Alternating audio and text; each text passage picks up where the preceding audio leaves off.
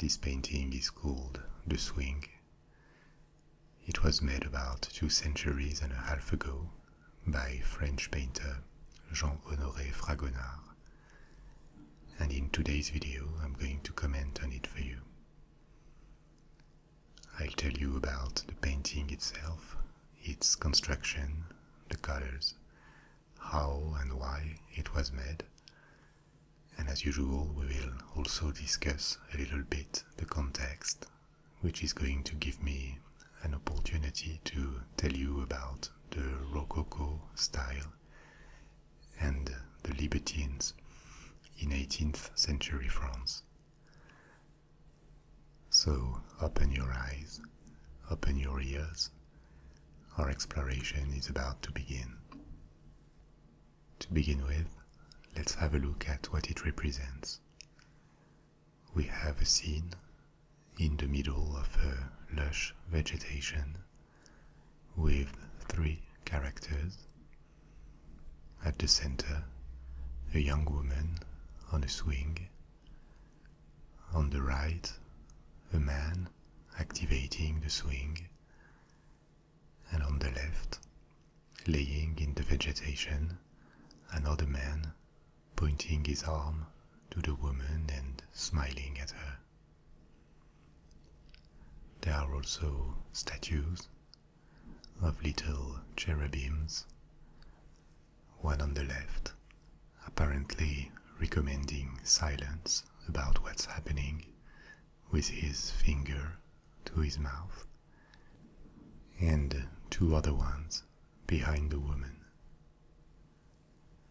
The colors of the entire scenery and the characters, except for the woman, are dominated by shades of green and blue, and in contrast, the woman is wearing a glowy pink and white dress.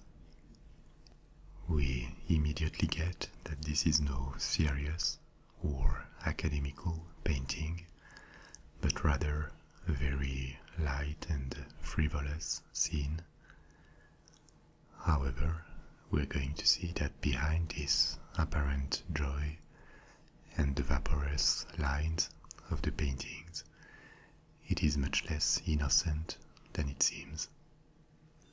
The painter, Fragonard, is one of the most prolific painters of the 18th century. Even though he tried himself at many different styles and topics, he is mainly remembered for this kind of genre paintings, with a light, joyful atmosphere and a bit of eroticism too. We'll see that later.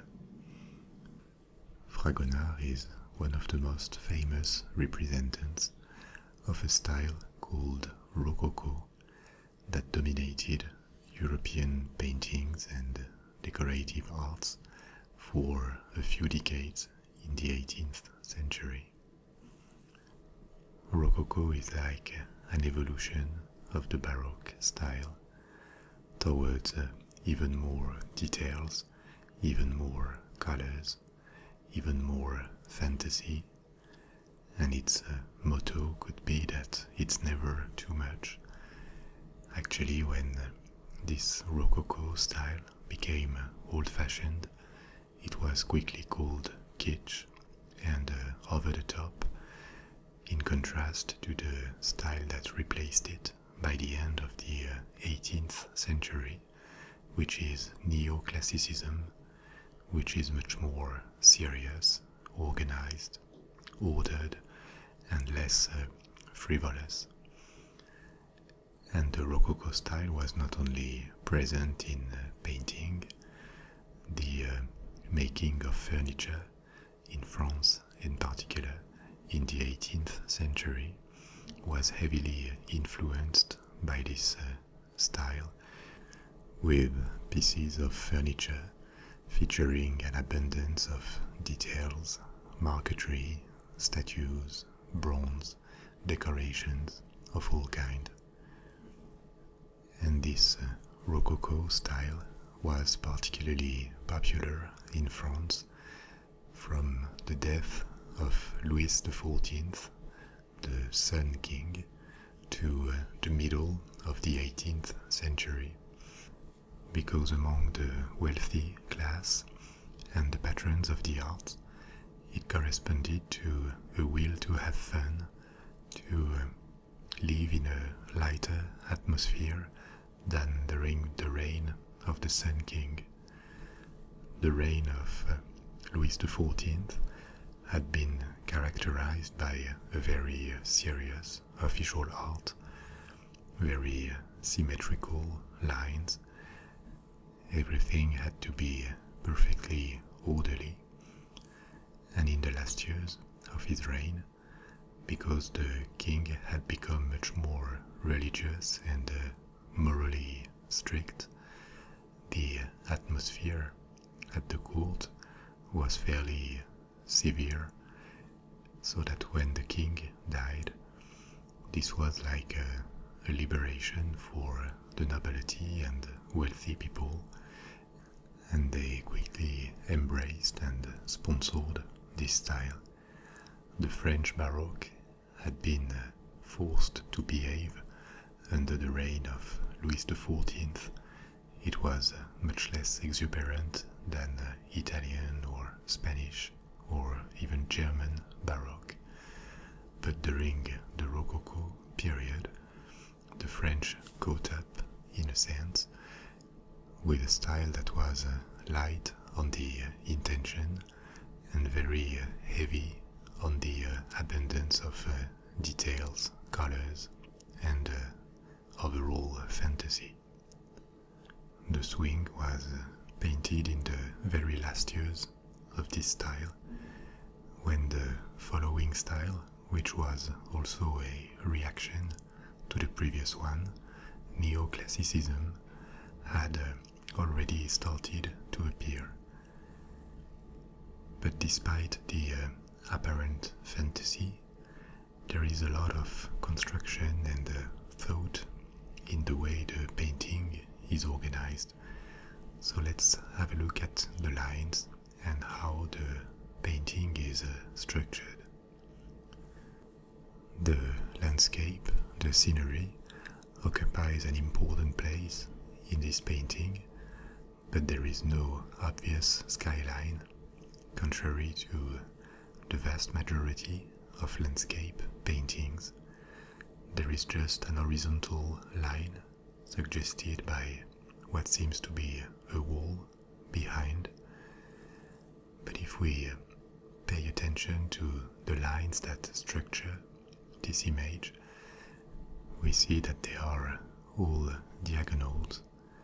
They follow the ropes of the swing or the branches, and they are outlined by the light, and they all converge to put the face of the woman at the very center of the picture. With this absence of horizontality, she almost seems to be floating, flying in the vegetation, and this sensation of lightness is even amplified by her shoe or her slipper that she has lost and that is flying above the top of her foot. It's interesting to see how, thanks to the construction, this abundance of details and colors doesn't really make the painting heavy. It gives you a sensation of lightness, and if we pay attention to the scene itself, we're going to see that the lightness is not only physical, it's also about the frivolity of the whole image.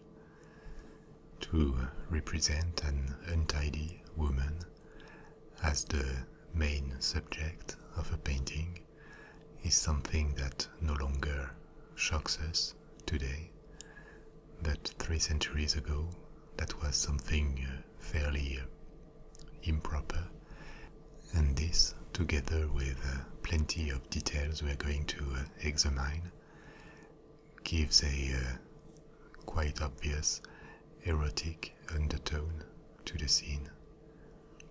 First, the little cherubims, and especially the one on the left, are probably representations of Cupid, the little god or angel of love. Then we have two men on the scene, and even though the woman seems to be looking more at the one on the left, we don't know for sure if this is just a regular couple having fun with the help of a friend, or the preliminaries of a threesome. For the contemporaries to this painting, there were also many more details that suggested this erotic undertone. For example, the hat of the woman. This is the hat of a shepherdess, and it was very common in the 18th century to represent romantic scenes in which young men were flirting or trying to seduce young shepherdesses, generally sitting under a tree. And in these paintings, in these scenes, the shepherdess always represented virtue. She behaved very well, and these scenes that were truly innocent generally praised romantic love, almost platonic love, whereas here the codes have been hijacked to make fun of them and add to the slightly provocative nature of this painting for the contemporaries. And this is not surprising given the buyer of this painting and the atmosphere of the time, because in this 18th century France that had lived under the strict rule of the Sun King until his death in 1715, there was in a fraction of the nobility the emergence of a group of people called the libertines. The term libertine can have two different meanings historically. Initially, it was used to point out, to refer to free thinkers, people who were rejecting the tradition. But in the 18th century, it evolved more and more to refer to people who were not only rejecting the tradition, but willing to freely enjoy all kinds of pleasures, in particular sexual, with no moral limitations, boundaries. And the most famous of these libertines is probably the Marquis de Sade, who spent a very large part of his life in prison due to the very improper nature of his writings. Many people in the 18th century and before, among the nobility, lived as they wished, obviously, but what distinguishes the 18th century is the appearance of a small fraction of people that are going to communicate on this, to publicize their lifestyle in a sense, and willingly try to shock, attack the traditions, not only by exposing their lifestyle and their sex life, but also by using blasphemy, because their main enemy associated with moral rigor and the tradition was obviously the church. And the person who ordered this painting to Fragonard, actually to another painter initially who declined to make it, so the order was passed to Fragonard, was one of these libertines, and he was also the person in charge of collecting taxes for the clergy, ironically, and what he required to the painter was the following. I'm translating literally from French. I would desire that you represented Madame. Madame here is his mistress, on a swing that a bishop would activate. The specific request of a bishop is obviously an attempt to ridicule the church. Then he continues as follows: "You will place me in a way that I will be able to see the legs of this beautiful child, and even better if you want to make your painting more joyful." There is no need to further explain what the even better can mean. Finally, Fragonard, who was not the initial receiver of the order, did not represent the man on the right as a bishop. We don't exactly know why. Maybe he found this too irrespectuous. But he followed the last part of the order and clearly represented the man in a position to see what was happening between the legs of the woman. Another possible trace of blasphemy in this painting is the position of the man.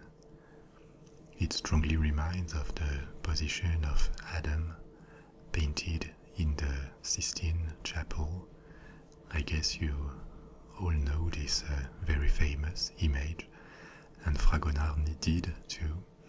He spent time in Italy before painting this.